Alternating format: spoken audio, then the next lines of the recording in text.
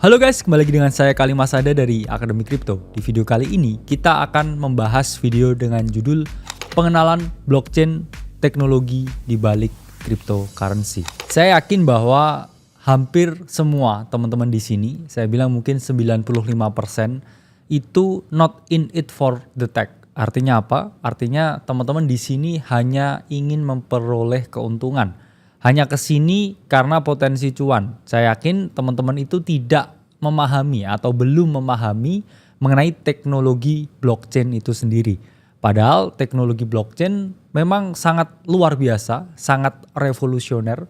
Itulah mengapa kita juga harus mengetahui originnya teknologi blockchain. Supaya kita bisa memperoleh keuntungan ketika kita sudah memiliki pengetahuan dan timbul keyakinan atas apa yang kita investasikan. Nah, di sini kita akan membahas lebih lanjut mengenai apa itu teknologi blockchain. Blockchain sendiri merupakan suatu sistem database yang bersifat terdistribusi dan terdesentralisasi. Apa maksud dari terdesentralisasi di sini? Jadi maksudnya ini berlawanan dengan sentralisasi. Sentral itu pusat. Satu, yang mana kalau data ini tersentralisasi itu artinya data ini hanya disimpan di dalam satu sumber penyimpanan saja. Dan bedanya dengan jaringan blockchain yang bersifat terdesentral, ini data itu didistribusikan ke dalam komputer-komputer yang berbeda. Meskipun berbeda, komputer-komputer ini saling terkoneksi.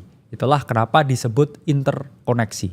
Itulah mengapa dari segi keamanan yang terdesentralisasi ini jauh lebih baik daripada yang tersentralisasi. Mengapa? Karena kalau terdesentralisasi, ini komputernya ada banyak dan komputer yang memvalidasi setiap transaksinya ini ada di berbagai wilayah yang berbeda di dunia. Jadi bedanya nih ya, kalau yang tersentral ini sekali diserang ini pasti langsung kena datanya.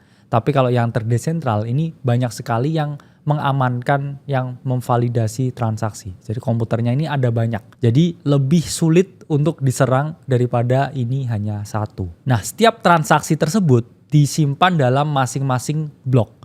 Itulah mengapa disebut juga dengan blockchain. Karena ini adalah rantai yang menghubungkan setiap blok yang mana transaksi-transaksi tersebut diamankan, divalidasi di masing-masing blok tersebut. Nah, teman-teman udah memahami ya gimana konsep dari blockchain itu sendiri. Nah, ini ada pertanyaan. Kira-kira gimana sistem blockchain ini bekerja? Nah, sebelumnya saya sudah menjelaskan mengenai verifikasi dan juga validasi. Jadi, setiap kali terjadi suatu transaksi baru, komputer-komputer yang bersifat memiliki izin ya untuk memvalidasi atau disebut juga dengan validator, ini mengecek setiap transaksi-transaksi yang ada. Kemudian transaksi tersebut ditambahkan ke dalam blok baru. Itulah mengapa data yang dimasukkan di dalam blok baru, di dalam rantai blok atau blockchain itu tidak bisa dirusak atau dimodifikasi.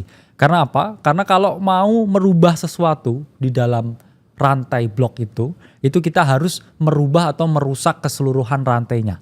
Itulah mengapa informasi di sini itu sama sekali tidak bisa dirubah atau unchangeable. Itulah mengapa banyak yang sebenarnya cukup was-was dengan teknologi blockchain ini karena ini merupakan teknologi yang dibilang ya sangat revolusioner, tapi juga pihak-pihak tertentu yang merasa bahwa teknologi ini terlalu visioner untuk kehidupan umat manusia sekarang.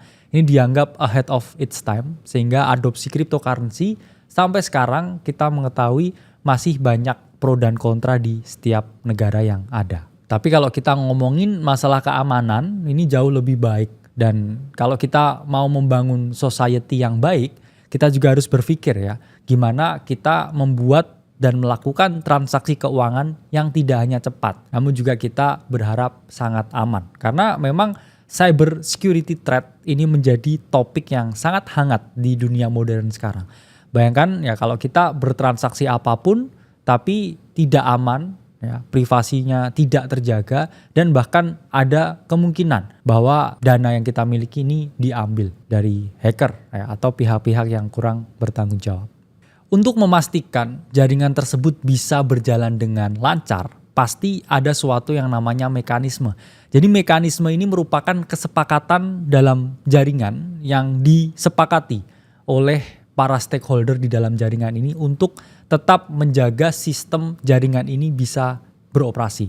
Jadi suatu kesepakatan bersama yang disepakati oleh para stakeholder di dalam jaringan blockchain ini disebut juga dengan konsensus. Dan di dunia cryptocurrency sendiri ada beberapa konsensus yang harus kita pelajari dan juga kita ketahui. Konsensus ini merupakan inti dari blockchain karena tanpa adanya kesepakatan bersama ya blockchain ini tidak bisa bekerja dan juga berjalan. Di sini dua konsensus yang paling umum untuk diterima dan diketahui itu adalah POW dan POS. POW itu adalah Proof of Work, sementara POS itu adalah Proof of Stake. Proof of Work atau POW merupakan konsensus yang menggunakan pemecahan matematika yang sangat kompleks di dalam sistemnya, yang membutuhkan banyak sekali computing power atau computing power untuk run konsensus POW ini sangat tinggi. Namun tingginya computing power tersebut membuat konsensus ini yang paling aman.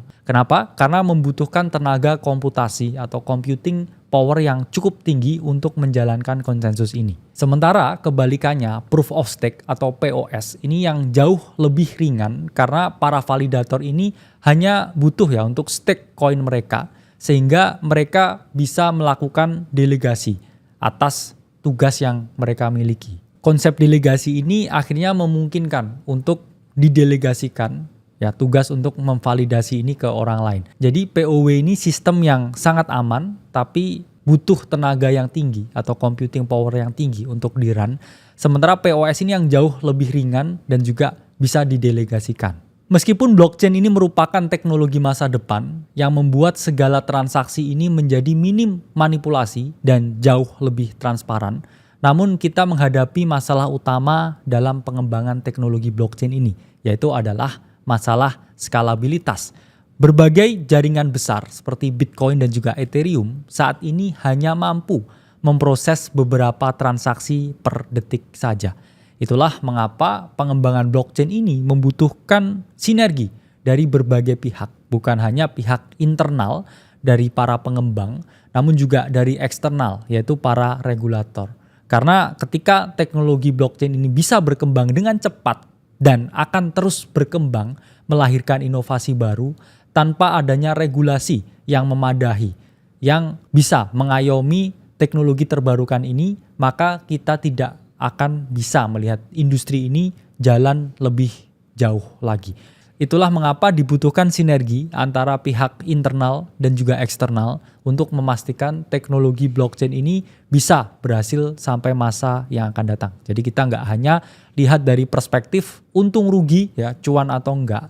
Karena kalau teknologi ini dipakai oleh semua orang, pengembangannya menjadi masif, ya pasti kita akan melihat harga pasar yang juga ikut naik. Cukup sekian video mengenai pengenalan blockchain. Saya Kalimasada dari Akademi Kripto. Sampai berjumpa di video selanjutnya.